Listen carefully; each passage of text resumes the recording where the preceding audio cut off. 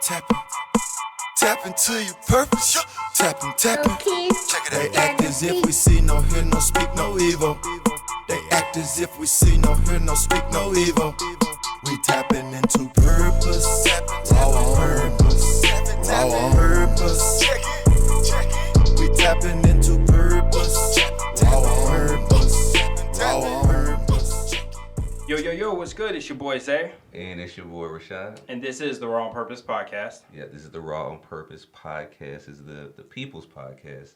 This is the podcast where we emphasize being the real and authentic you while tapping into your divine purpose. And we just bring just the greatest and the most relatable topics, subject matters that have to do with you and help you to tap more into your purpose. Yeah, so if you've been tracking with us, we've been in our marriage and family series. Before we really dive into the topic we have for you today, do us a favor, comment, like, share. We definitely appreciate your support and you following and listening to us. You can find us on YouTube at Raw on Purpose Podcast. Hit that subscription button. Hit the notification bell so you get all of our content whenever we post something. You can find us on Instagram, that's Raw on Purpose _. And you can find us on Facebook at Raw on Purpose. And we are streaming on all streaming platforms when it pertains to podcasting. So you can find us on Apple Music, Spotify, Google, all those good places. And then if you have any comments, questions, concerns, you would like to be a guest, topics, anything, you can email us at rawonpurpose@gmail.com. And that's RAONPURPOSE. And if you're watching this, you can see, all that information be down at the bottom. So that'll make it easier for you. Just click on it. It'll take you straight there. So like I said, we're in our marriage and family series. It looks like we're going to actually probably end the season with this. But today we're talking about motherhood and wifehood, which is very, very important when it comes to the dynamic of how communities are built, how communities stand strong. It starts with a strong husband and a strong wife. And so we're going to dive into that as well as fathers and mothers. But we have some amazing ladies in the studio with us today to really dive in. We have my sister Imani here with us, and we have Miss Rhonda here with us. If y'all do us a favor, go ahead and introduce yourselves. Miss Rhonda, we'll start with you. Hello, good to be here. My name is Rhonda Johnson. I am an ordained elder in the Amy Zion Church. I have been married for 30 years, have 2 adult children, and it's just a blessing. It's a blessing to be here. Let's see, I'm a chaplain, and I work at a seminary, so all about theology, all about just moving towards helping those who are in the midst of understanding who they are and their own theology, their own purpose is what I like to do, what I'm purposed to do, I believe. Also, That's awesome. I am Imani. I've been married for almost 8 years now. Got a little guy, a little over 1 year old. I'm a corporate trainer by profession, but ministry really is my heart. Everything that I do, seeking to glorify God in that truly is my purpose. Just love connecting with people, having conversations like these really light me up. So I'm looking forward to jumping in and seeing what our conversation today is going to be like. Awesome. Well, thank you guys for joining us on today. We greatly appreciate it. And I know it's going to be, we got some powerful women in the house. We really do. And if you've been paying attention to any of our conversations, one thing that we root everything we talk about is in a biblical principles, right? Because we understand that God's word is the foundation of the earth. Because he literally spoke and created all this. I get it. There's people out there that say 2 things banged together and boom, we had all of this. But we believe that God created it all just through his voice alone. Yes, and divine design. That's right. And he's still creating. Right? And there is purpose for marriage and family. If you heard us, go back to our previous podcast, and you know that we say that God created marriage as the first institution in the earth. It's the first thing that he created, so it was important to him. And, It goes without saying, marriage is between one man, one woman. That's what God ordained. Not to offend anybody, but that's what God established. So we follow that. So as we talk about wifehood, right, being wives, I want to just jump, like, there's a misconception out here about what a wife's role is, right? We're trying so hard to get rid of roles and just make everything equal, make everything the same, but we know that God created responsibilities, right? Husbands have responsibilities, wives have responsibilities. So let's dive in. Let's talk about what are the responsibilities that wives have in the home. Okay. Should I say? Alright. Let me ask this. Yes. Okay. Yes. What do you feel is the responsibility of a wife? Period. Okay. And Okay. accord with the base of God's word, since we are. Okay. Still, I hesitate because being in a marriage for 29, almost 30 years, I found that the responsibilities, the roles and responsibilities are ones that God ordains in each marriage. I have seen where persons have taken on what they felt the roles and responsibilities were by the church and by others who have told them what their responsibilities should be. And it hasn't turned out well. I think that God, in God's Spirit, really kind of works with us through our marriage in understanding one another and in growing us such that our gifts shine in the marriage, and we work with those gifts in order to give back to the marriage, to our first church, which is our family. And I believe that once God does it and God shows us and we're praying about it and we're together in this, then whatever anybody else tries to say about what we're supposed to do is outside of the marriage. What comes into the marriage, what God gives us, is what we're ordained to work out within that relationship. Good stuff. That's really good. I love that. Yeah, when I think about the roles and responsibilities of a wife, I think about Adam and Eve, right? When we go back to that, we think about how God created Eve to be a helpmate, right, to Adam. And one of the things that I always tell people is, if serving is beneath you, then marriage is beyond you. Wow. When it comes to marriage, that's what I see my role as, is being able to serve my husband. And it's, crazy being a millennial, which I hate to coin myself as, but being in the generation that I come from, when, young women my age hear that, they think I'm allowing him to walk all over me. Mm-hmm. Complete opposite. But I understand my role, right, as a woman and as a wife, and being able to submit, to my husband. And like Miss Rhonda said, those roles and responsibilities, they look different in each marriage, and I think sometimes we like to tell people what those roles and responsibilities should be. But even, as I talk with other couples from other generations, to see, how those roles and responsibilities are shared amongst couples, looks different for everybody. But I think when you kind of keep service at the heart of it and really helping your spouse, it makes it all work. That's good. It's very good. That's good. I heard the word submit. Mm-hmm. We've had conversations with like the single women. Yeah. And when they hear the word submit, it's like cringeworthy. Like it feels like somebody stabbed them and turned it. And I think it's because they have a misperception or a misconception of what submission truly is. And we even dived into the fact that, first of all, the husband has to be submitted to God first. Yeah. And then the wife submits to the husband, right? That's the chain of what God created. So in terms of submission, one, did you have a challenge submitting in the beginning? Right? Was there a challenge? And then how did you overcome that challenge if there was one? So that these young ladies can understand that, it's not something that some just walk into marriage with.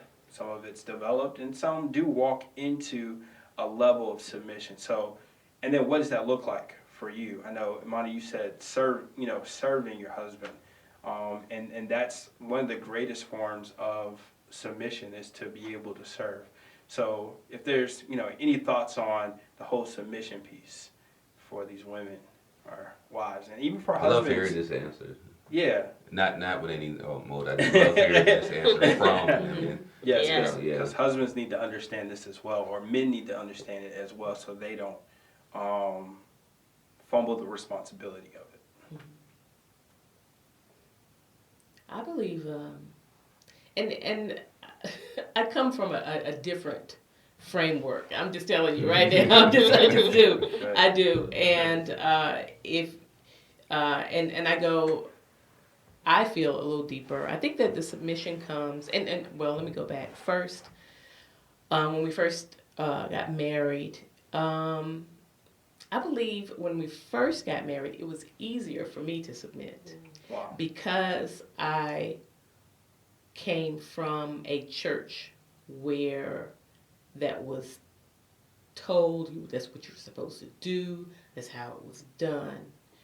And also, in the way I grew up, I was raised by my grandparents. Mm-hmm. And so there was another generation of that, where you fixed the plate, where everything was laid out, where you had perceived roles. You had to do certain things.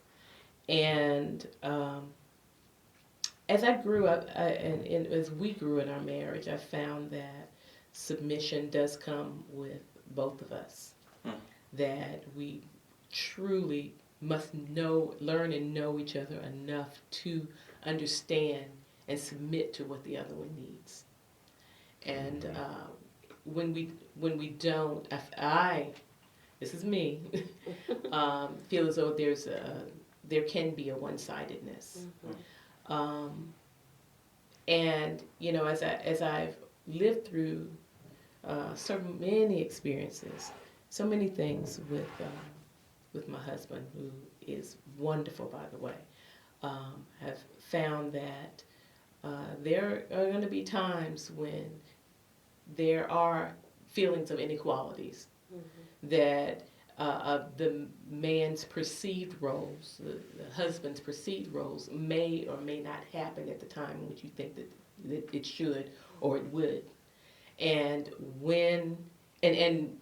being aware of one another enough in the season that you're in to understand that, and to say, okay, I have to step up more in this regard, where I understand that he needs me at this point. And not to, and I've heard this a lot, not to say to him, oh, well, you're the man, and you're supposed to do this. And, if you're not doing this, then you're not fulfilling your godly purpose. And so what happens with that is that there's this weight. God doesn't put the weight on you. We put the weight. That's right. And so, that's just where I've come from. That's where I'm coming from now. Okay. It's taken a while. Yeah. Good. It's good. Yeah, definitely a journey. Listening to Miss Rhonda say that it was easy for her. I would say that it was pretty easy for me in the beginning as well, which I find very interesting because my father calls me fiercely independent.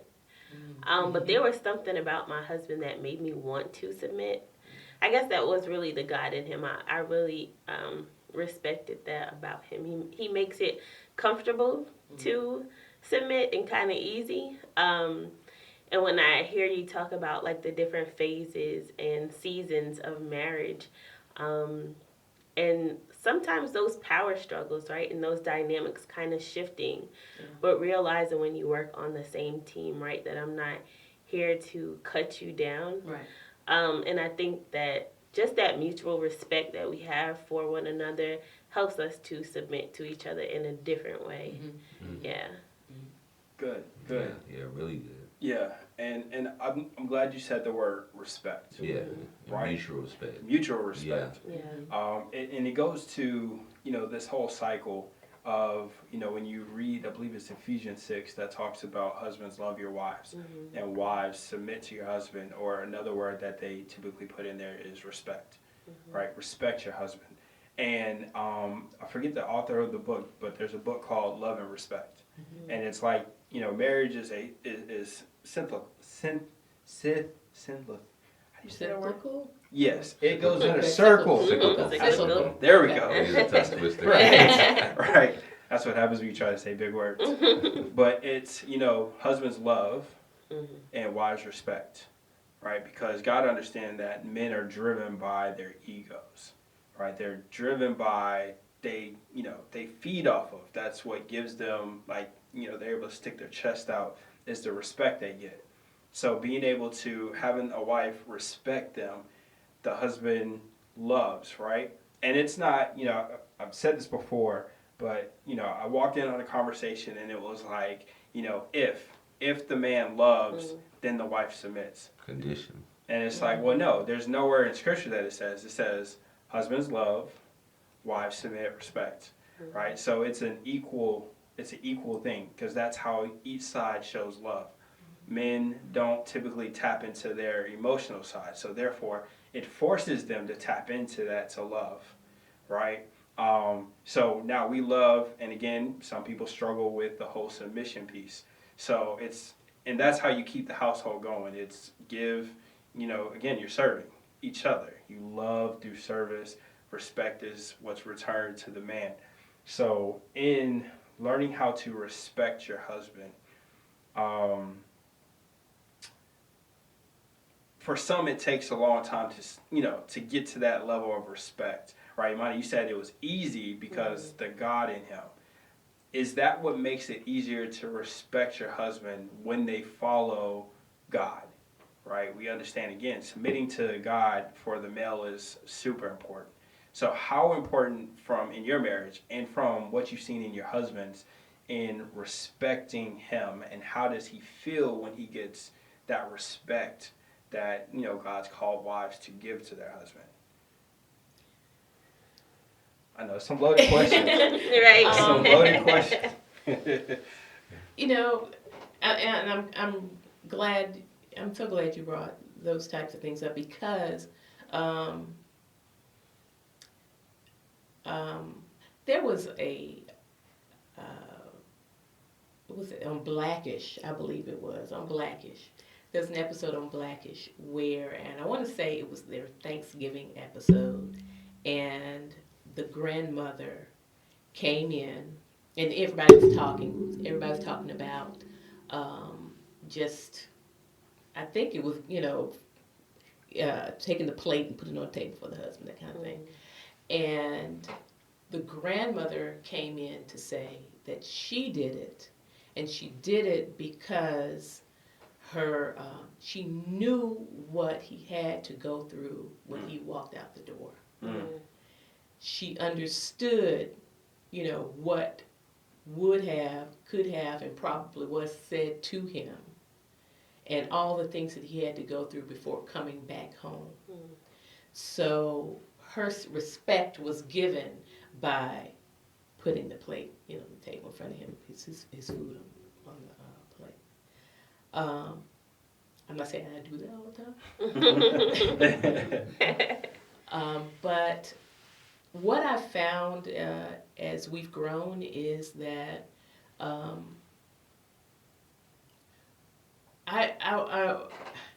when his gifts shine and you understand them and you point them out, I think that that's a really wonderful indication of the respect that you have for him.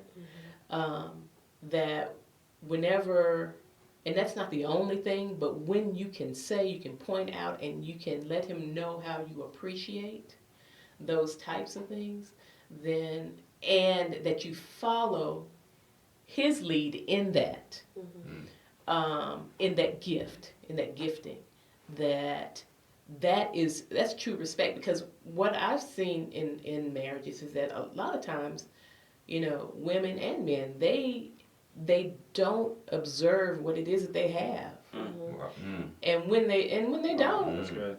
you That's know, so good. they don't. Right. They don't respect what they have Yeah. because they don't Right. understand it. They don't, That's good. and so when they don't, they move on as though that gifting is not there, Wow. and you're not able to grow, flourish as a couple, as a unit, because you're not respecting what God has given them. Yeah. And so I think that one thing that I try to do, and is first understand it, truly understand it. And when I do, oh baby, he's like, yeah, Right. A different kind of posture. yeah, loving that. My wife understands that in this area, Yeah. I'm gifted, and she respects it. Yeah. Yeah. I think that's the way that I do that. That's good. One for him is definitely finances. I'm grateful because I can spend some money. And I'm just saying. He knows it, And for him to, for me to even ask some of the questions, so tell me, about, how can I can better do things in this area? What are how much money am I spending in this area? And how much should we be spending? And all of those types of things. He just, oh my goodness, it's like It's like heaven on earth. heaven. Yes, yes.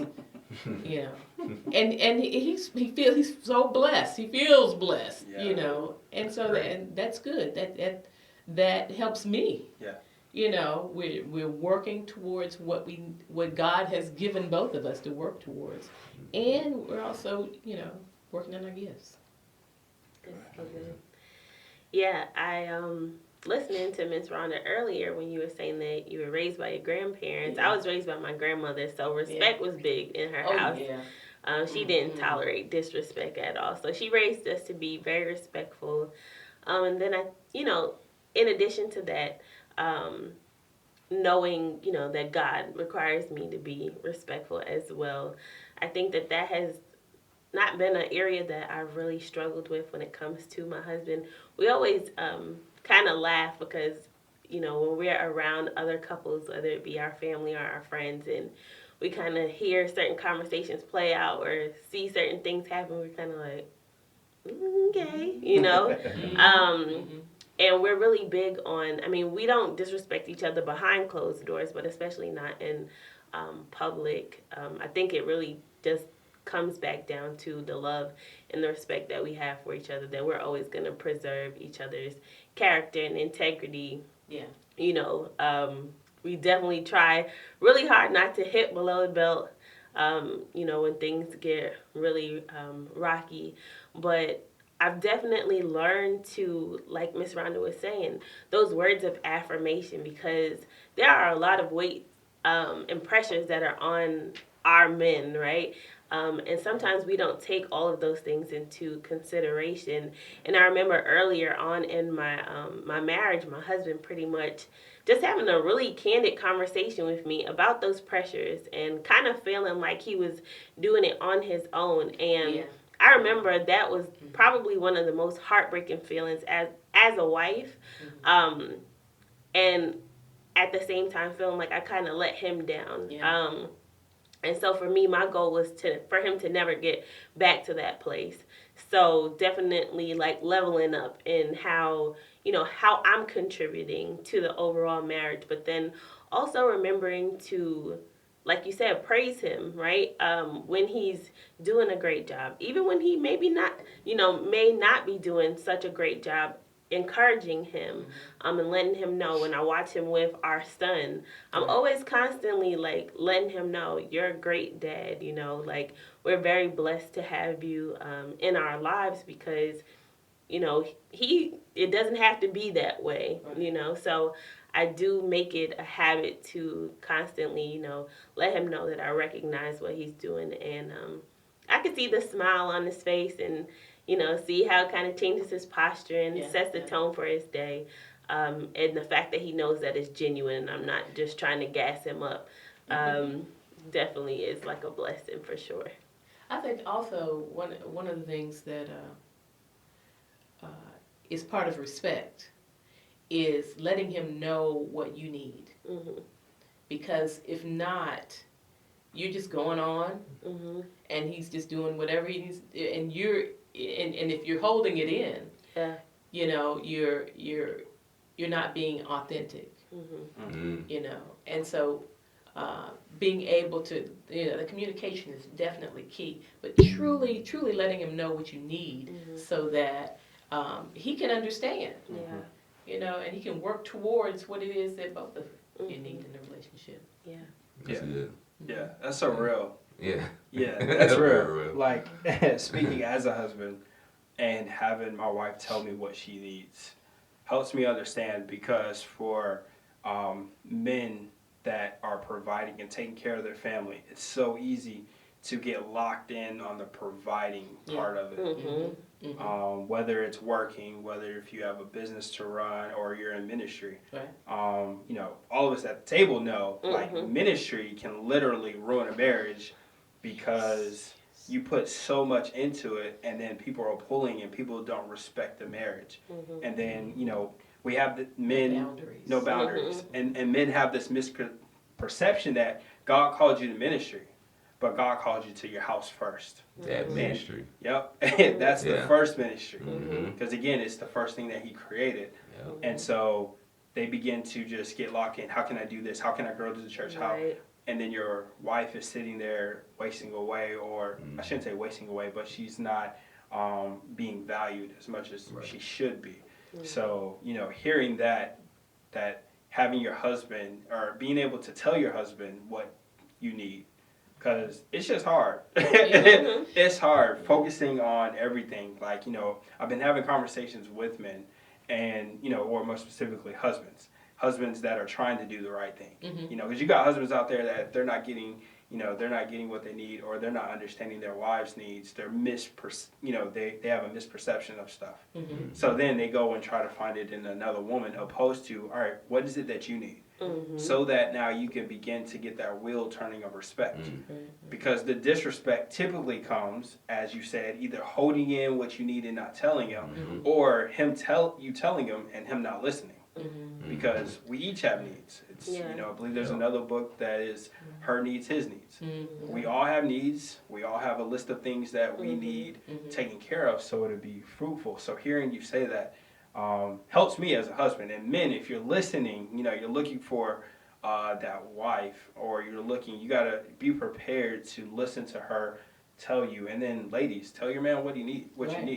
Right? Open. I've always heard the old adage, closed mouth don't get fed. Right? So your needs won't be met. So it's that's super, super important to say. Is there anything you would like to add to that? I know, and being in having been a pastor, it has its own challenges as well, and it's exactly what you were saying, that when I would get home, it would be late. My church was hour 45 minutes away, and so by the time I get home, it was time. They wanted to eat. They wanted to eat. We wanted to have family time. Those types of things. Sometimes he felt neglected. There were times, and my husband used to travel a lot, and I say, look, past appreciation coming up, I need for you, because I knew he couldn't come to everything. And so he would go there and support me, come back, stay up real late, get ready for traveling, and travel for 4 days, come back home, and want to spend time, and the church kind of pulled. You know, people, they mean well, but they want their needs met, and so they're wanting to talk to you, and you know, at 10 o'clock at night, and you're saying, wait a minute. You know, so many of those types of things, and then you have to be concerned about other things that happen in church, which yeah, so many. And so, you know, I truly believe that, you know, when we set boundaries, you know, one of those things about, you know, really knowing and understanding the other person is really setting the boundaries so that you can talk about what you need, having the time to do that. If not, people, things will distract you, take all of your time, and will take you away from that marriage.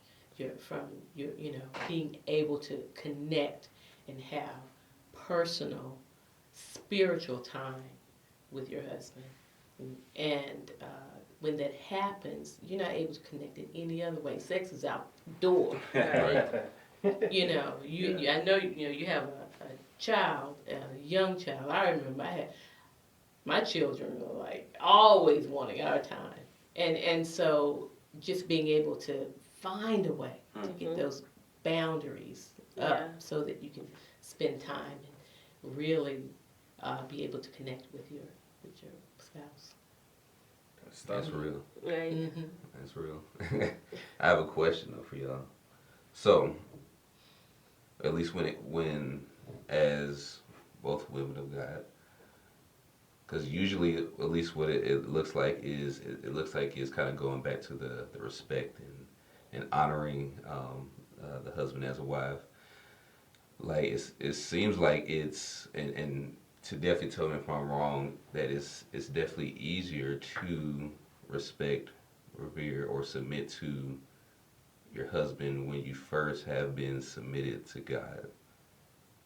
So my question is, it's like, say if, because you know we all have our journey with Christ, right? So sometimes it's here, sometimes it's there.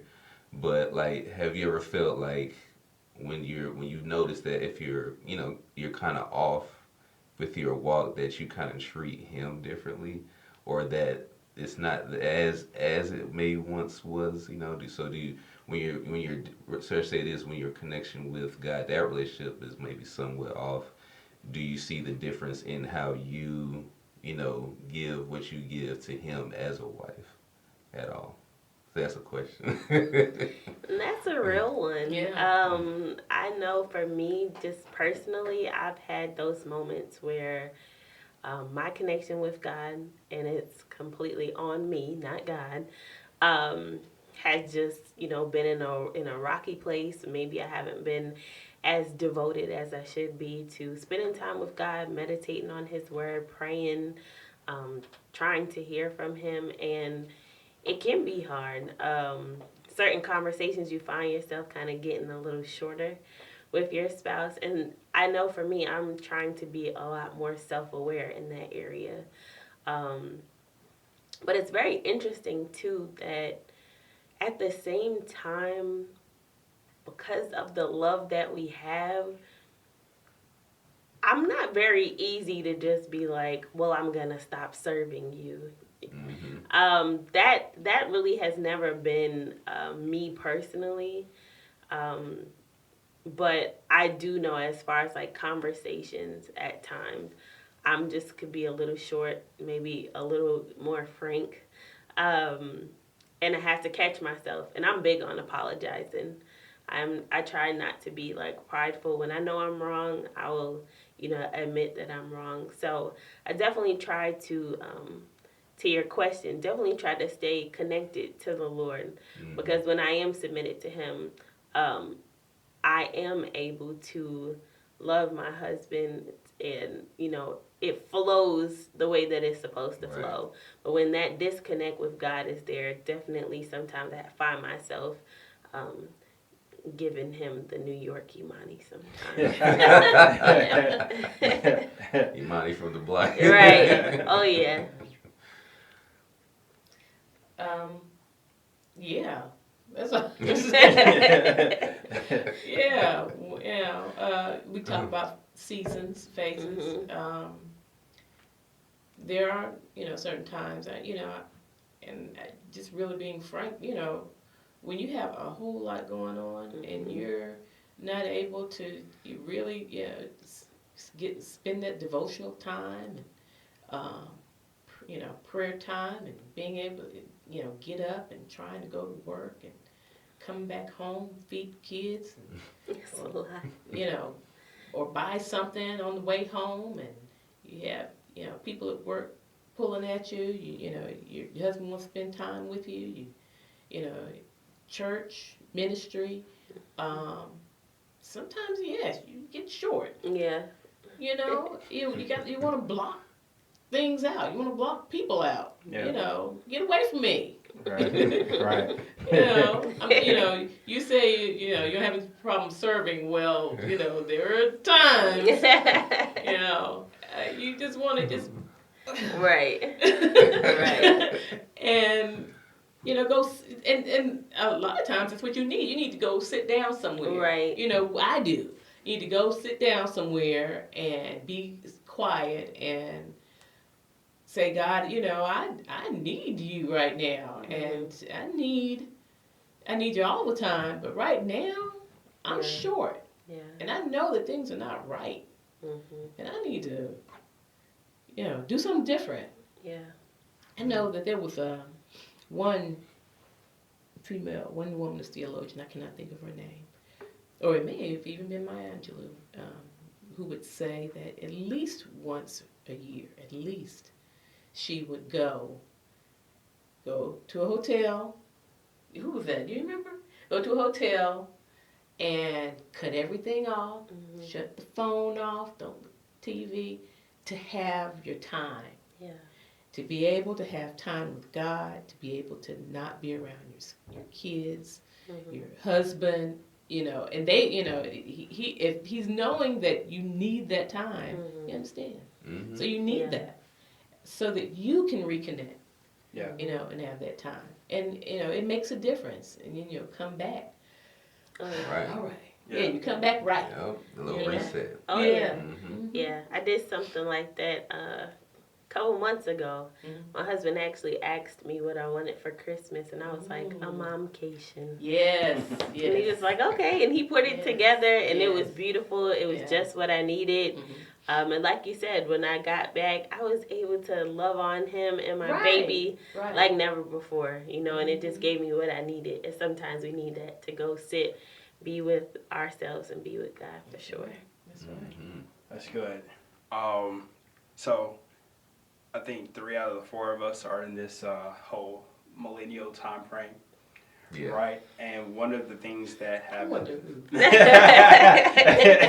out here. And one of the things that I've noticed about us, and, sometimes I hate being a part of that group, but it just is what it is, that we don't have the stick and stay mindset, right? We're quick to, when things don't go my way, I'm out of here. I'm gone. Forget this. Forget the kids. Forget the spouse, and that's on both sides. So if you don't mind, if you're open up to it, to sharing one of those like seasons where it was just a trial, it was tough for you, and you had a moment to where you wanted to, like, you may have wanted to be like, man, forget this, right? Like, I'll be candid. One of the times for me is, we were in a space to where my wife decided to go back to school and took away a substantial piece of income. And I had to figure out how to make up the rest. And my job definitely wasn't paying me at the time to really cover for that being gone. And I slipped into probably the worst season of being a husband for me. And it took God telling me to go home and ask my wife certain questions. And then through us having that dialogue, we got to a better place to where, in I believe it's James, where it says, be mindful how you talk to your wife because your prayers go hindered. So my prayer, and honestly, I wasn't even praying during that season. But once I heard his voice and began praying, things began to answer. And it's like, okay, it's those trials that make you aware of certain things. So, if you mind sharing for these ladies and for these men, like, a moment where it was just a tough patch and how you were able to get from where you were to where you are now with it. So. Okay. Just one, huh? As many as you would like. There have been many. First being one of the largest ones, I believe, the most trying ones is our son. Son's autistic. Mm. Well, he's Asperger's syndrome. He's on the spectrum. Brilliant young man. Brilliant. And shout out to Ricky. He plays 5 different instruments. Wow. That's awesome. He, they said in school that he sees in 3D. Wow. But he had problems in school socially.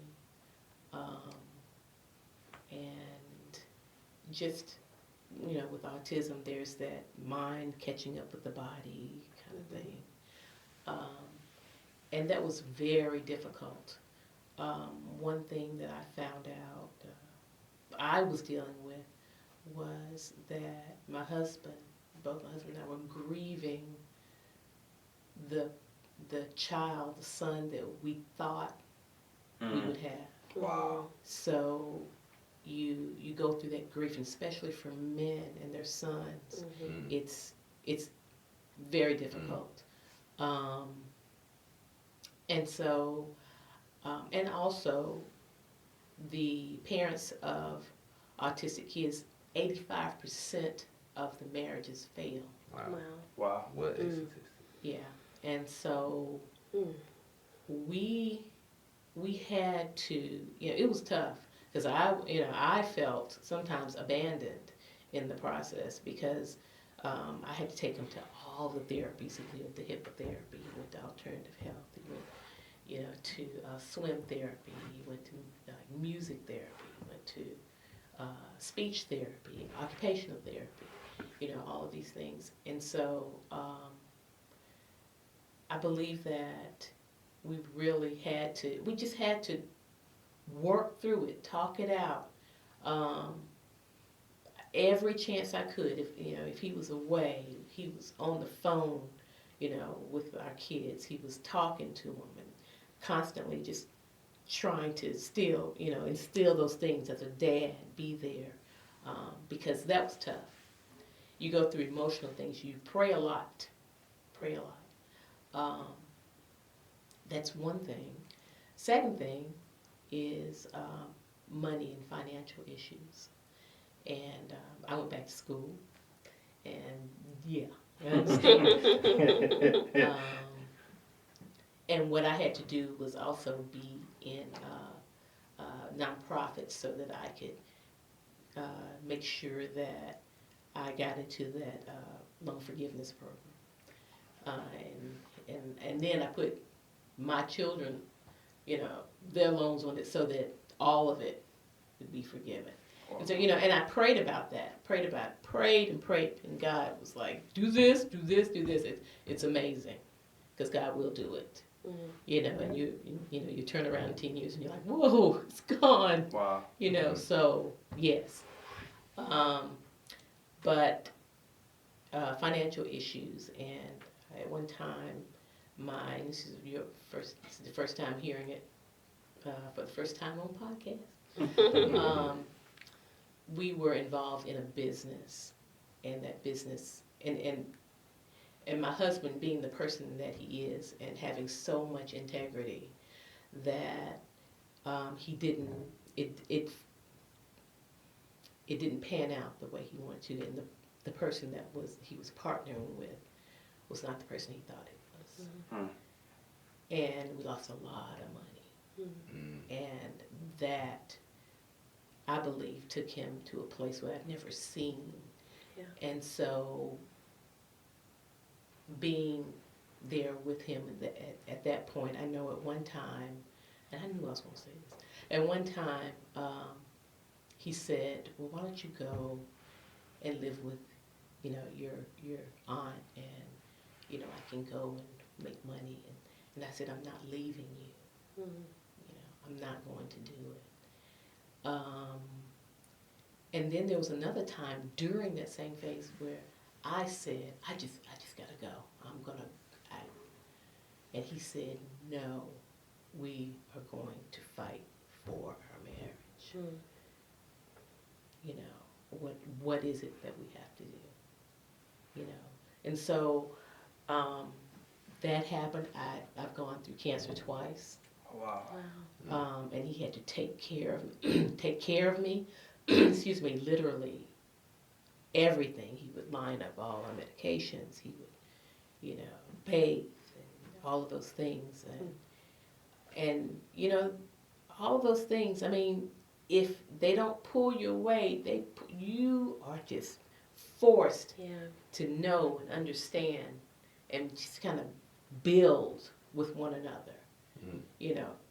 If you're truly in this thing, and if you're truly wanting God to work through it, then yes. And you're going to have tough times. You just are.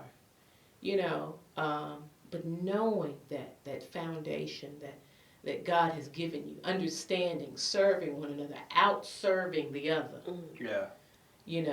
will allow you so much to create that intimacy, to know that we are connected, we are tied, we're going to live this thing out together.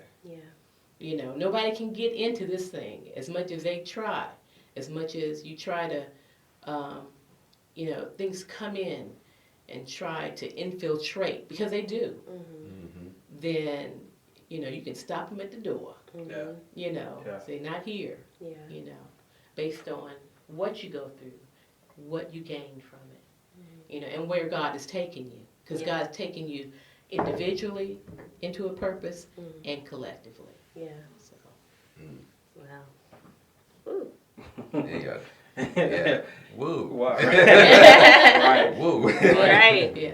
And and that was one of the big things. One of the main reasons why when we had this conversation with having wives come on, we wanted the range of experience, because we do have a demographic of people that are listening that are very young. And I know, for Imani, you said it's going on 8 years for you, right? Yeah. For me and my wife, it'll be 6 years in April. Okay. So being able to hear what 30 years of marriage can do, and then, for me, I'm sitting there thinking, like, in 6 years, I'm thinking, the stuff we've had to go through was tough. And it's like, bro, you got a long, a long way to go, but it helps give insight to, okay, this is what their journey is really about. It's not what we see in movies. And actually, I take that back. What they show in movies is there's always a conflict. There's always some form of something you have to overcome.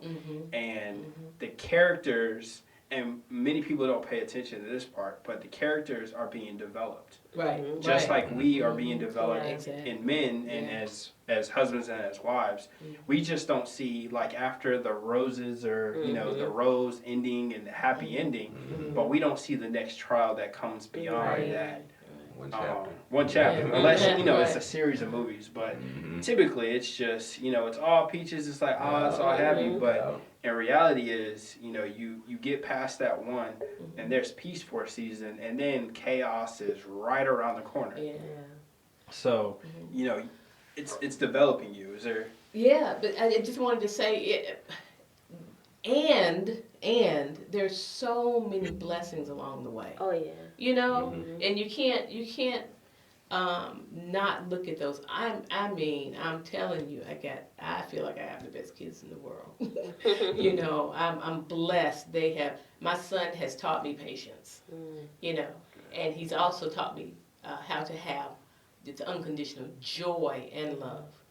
My daughter has as well. My daughter, my headstrong, Lord, has just done so many wonderful things, and we were there to see her graduate, see my son graduate from college, to be able to, for them to see me, for them to see their parents together and laughing and acting silly, because we act real silly together. Lots of laughter, to be able to, for them to even engage in joy, in homegoing services for grandparents, aunts, uncles, friends who. And understanding all of that, these cycles of life, all of it is teaching all of us. It's growing us. It's really developing us. And even in that, we use it for the sake of what our purpose is. That's so good. Yeah. And it's crazy, man. Time is just flying by so quickly. But before we, wrap up talking about wives and, wifehood, if you both could share, what has being a wife taught you about yourself and about life? What are some things that, you've seen yourself change in yourself? You've seen, how you think differently, how you operate differently. What are a few of those, or one of those things that you can pinpoint and say, man, before I got married, I was this, I was this way, but now, I think this way, or I carry myself this way. So if you can, share your thoughts on that question or that statement. Man, I'm sitting here trying to think so many different things that marriage has taught me. It's like a mirror, right? They say that marriage is like a mirror. And I think I got married really young. I got married at 22, which might not be very young, but I guess for our generation, it might be kind of young.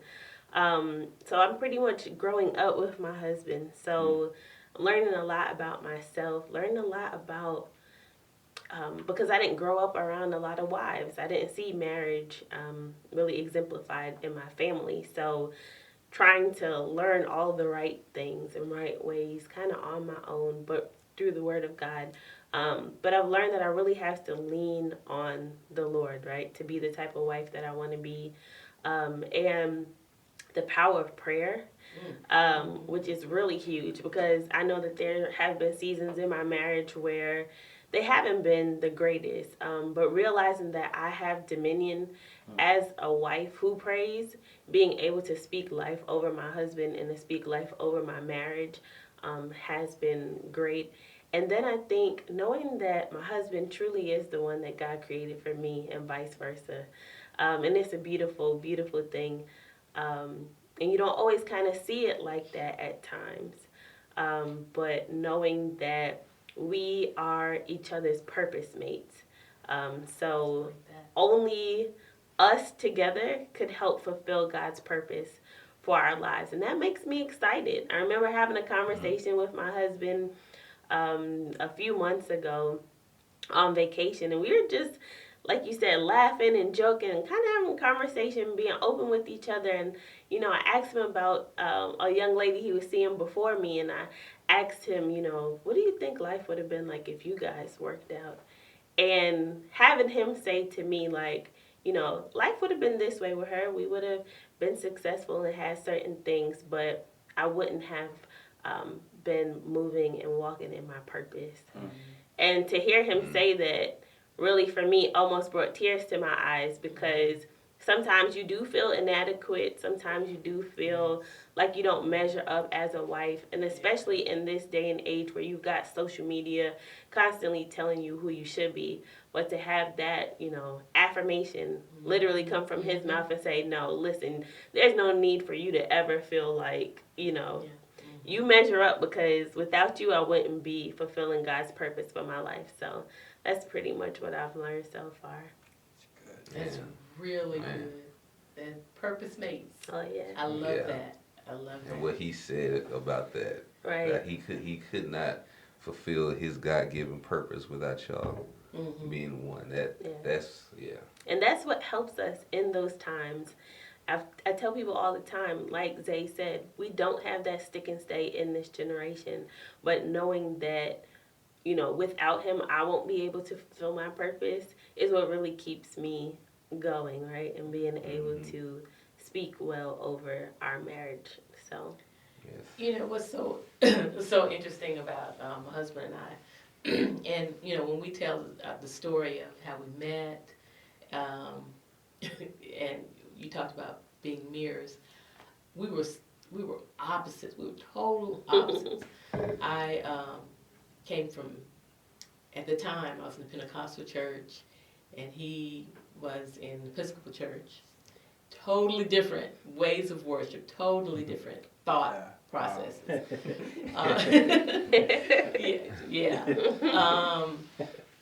I was more into, even though we were both in engineering school, I was more into, what I wore, and who I was with, and, that kind of thing, kind of self-centered, I believe.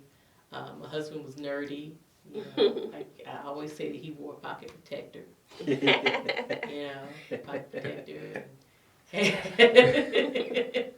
And some of his jeans were, just a tad short. Now, it's fashionable. It was back then, and he didn't care, He was 145 soaking wet, and we were just different. Yeah. And so, and I remember the voice of God one time because he was my tutor in college. I remember the voice of God saying, "It's gonna be your husband," and I'm like, "What?" Like what? And we when we and I told him, and I said, and I didn't know how to tell him, and I said, I don't just date just to date, and he was like, okay, I got that. But when we got together, and when we began to really know and understand each other, be friends with one another, and then to go through trials and go through all kinds of things, we really knew how alike we were. He says that I helped to develop his spirituality, but really, truly, he, in him just being who he is, really allowed me to understand God just being God. Wow. And understanding that, sometimes you just don't have to go through the churchy stuff. Right. You don't have to say it, Absolutely. and you don't have to lay hands on folk. You don't have to, be all night praying, when you're yourself, when God is fulfilling whatever it is your purpose is, and God is doing that through the joining of you two, the two of us, then it comes together. I don't understand it. I don't understand it, but I'm not God. Yeah. And so when we, I truly believe that, as we, when we're moving forward into that purpose, and it allows us to see each other. Yeah. And we begin to work through our stuff. However we need to do it. Wow. That's good. That's good. Do me a favor, y'all. Shout out your husbands. Just shout them out. So. Shout out to Richard Nicholas Johnson. Yes. I just love you so much. You know it. And I'm grateful. I am grateful that you didn't give up when things got hard. Things, and that you still were able to put a smile on my face and just laughter in my heart, and know and understand and want to be able to understand me even more intimately. It's a blessing. Thank you. Shout out to my childhood crush, All right. my best friend, everything and some, my wonderful husband, Mr. Terrain Anglin. Love you more than you know. Yeah.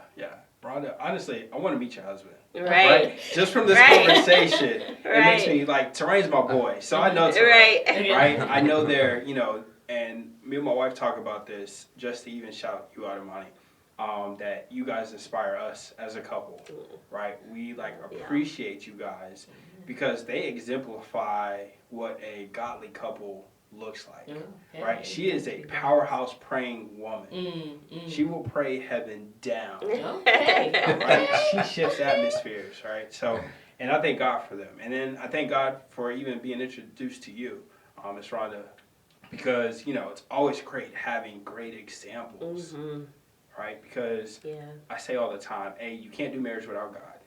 And you can't do marriage without godly examples.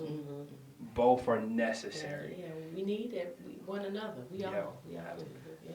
Absolutely. So, and then, I'm excited. I told him, we had this conversation yesterday, man. I can't wait till my boy finds his wife. I feel it coming closer right. and closer by the day. I'm taking all in. I'm I can't wait for that day, bro. And I'm wait. Truly, I try not to be, no, I don't. Matchmaker part, a matchmaker. I'm like, God, Rashad, if that you just find the one, just I'm like, how old are you, Rashad? Okay. What did you say you like? Right. Let me check my my Rolodex. I have a cousin. Mike. Look, me and him have been friends so long. I would do that the first time it failed. So I'm done with that. Right, I'm taking my hands off this. He's like, I'm from afar. I just wish and hope and pray for the best for you. I might send her to you without you. Right. But man, this was a great conversation. I wish we could spend more time in it, but we have a part 2 that we're going to dive into, which I think is just as important. Balancing out as we talk about wives, but what comes with being a wife is being a mother and discussing the difference between the two. So we'll dive into that for part 2. So you guys do not want to miss the next episode, I promise you. No. Right? If you enjoyed this conversation, please share it. There's somebody out there, there's a wife out there, there's a husband out there, there's a man, there's a woman that are out there looking, right? There are men that are saying there's no good women out there. Yes, there are. And there are wives out there or women like, man, I can't be a wife or I don't know how to submit. And these are some women that share with you their experience on how they were able to make their marriage work and continue to make it work and to grow with their husband. So I hope you guys enjoyed the conversation. Again, you know where to find us. Everything's down below in the link. So check that out. Share this with every woman. Everybody. Any woman, any and every woman you know, just share this with them. Yes.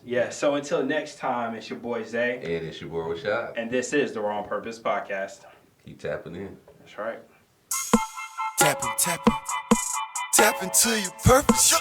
Tapping. Check it. They act as if we see, no hear, no speak, no evil. They act as if we see, no hear, no speak, no evil. We tapping into purpose.